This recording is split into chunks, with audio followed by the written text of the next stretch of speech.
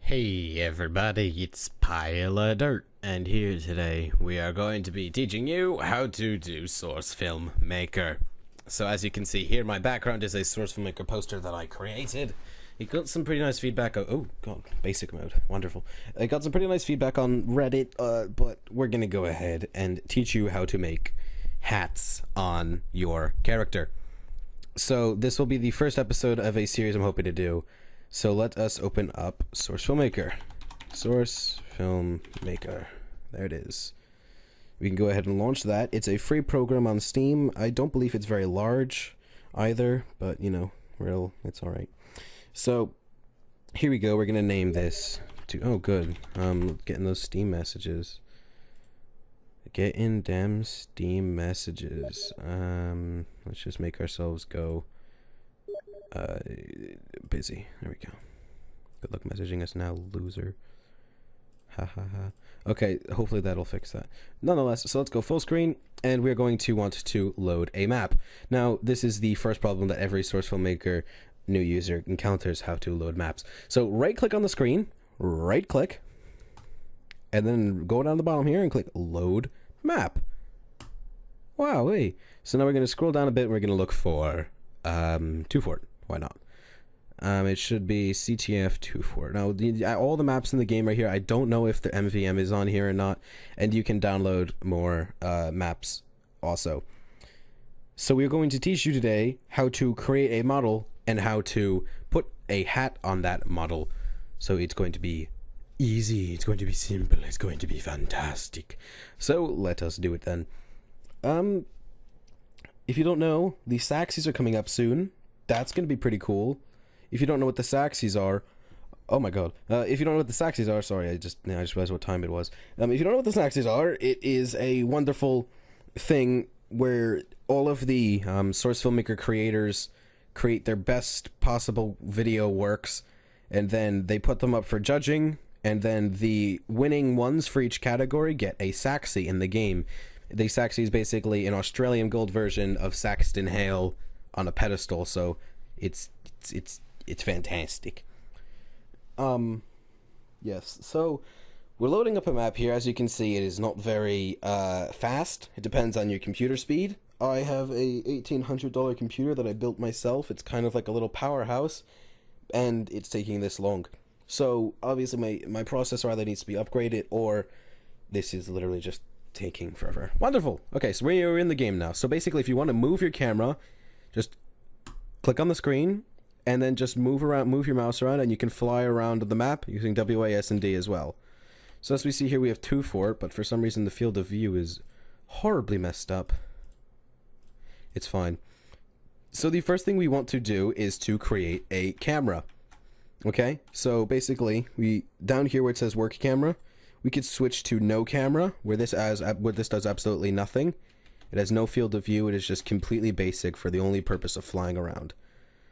But that's kind of stupid. So now we can go down here. Okay, we can click the little arrow next to work camera, go into change scene camera, then click on new camera. So now you can see that both of our screens have been switched to the camera 1 option. Camera 1 is what will currently be rendered if we choose to do so, but we'll save that for another tutorial.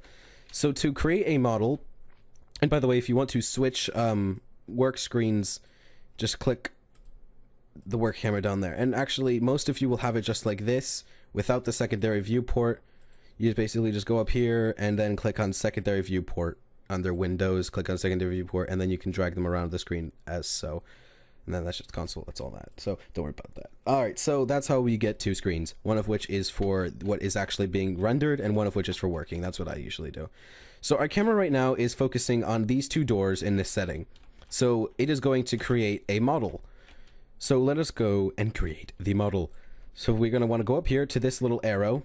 Right, this little arrow up here under the animation set editor. We're going to click it, and we're going to click create animation set for new model. We click that, and it comes up with this fancy big window with a whole lot of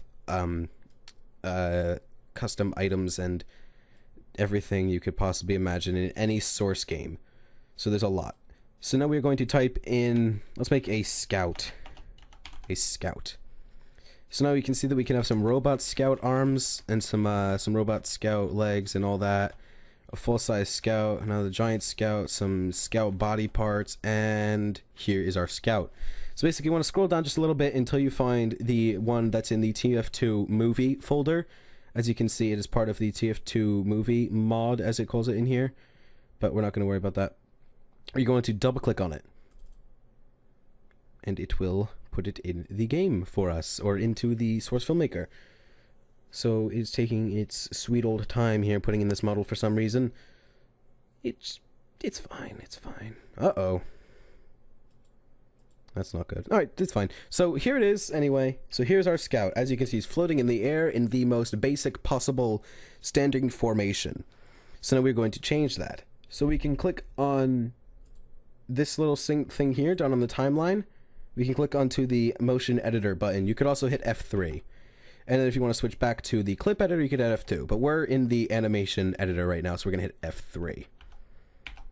Right, so there we go. So now we're on here.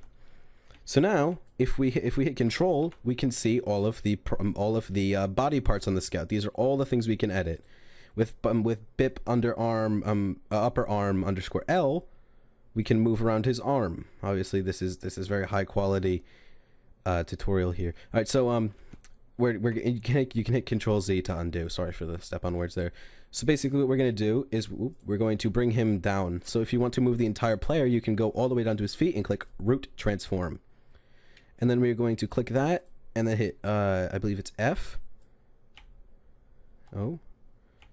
Nope, oh, whatever. So we can just drag him down. So we can go over here with our work camera by clicking on the other screen, and then we can just scroll him down until he reaches a presentable foot level. All right, there, right about there. So there he is. So now we've got our scout. We've got him standing on the front of the bridge. Actually, let's move him back a little bit. Let's move the camera over just about here. That's probably good. So now, if you didn't notice already, the scout already has a hat on. That poses a problem. So what we are going to do is we are going to go into the hit Control again, and we're going to select PRP underscore hat. It's literally the bone that is directly on top of the hat for the scout. Then we can just drag that off the screen, and off it goes into the corner. You can drag it as far away as you want, as long as it's not in the final shot. So what we're going to do now is we're going to close down that so it's not ugly and boring. So we're going to click New Model. So we're going to create another model. And to find all of the hats and weapons for Scout, you're going to type in /Scout /. And this works for all of the classes: Demoman, Sniper, Spy, Heavy, all of them. So now we're going to scroll through until we find a hat that would look good. Let's do the Bonk Boy. Alright, Bonk Boy sounds good. So the Bonk Boy is a misc for Scout, if you did not know. So now that's already pretty close, but it's not perfect. So what we're going to do is we are going to link it with the face of the Scout. So if we move the head around of the Scout anywhere, this will move with it. This is how they do it in the game. This is how animations work in the game. So to do this, we're going to go up into the animation set editor over here, and we are going to click the little plus next to Bonk underscore mask 1. Now that name will be depending on what hat / misc you are using. So you're going to do that, and then you're going to click on the body setting. Alright, now for most hats, it's only going to be the body. But for quite a few miscs, like for Spy, like a full torso misc, or for Pyro, or any of them, there's going to be quite a few more. But it's all under the same concept. So then we're going to click the plus next to Scout, and then again, the plus next to body. So now you can see that now you can see under the Bonk section, we have both Bip Head and Root Transform. Okay, so we have Bip Head and Root Transform. Now the Root Transform is the only one that's moving it around, but Bip Head is what the actual hat is. So we're going to link the Bip Head from Bonk Mask 1 to the Scout.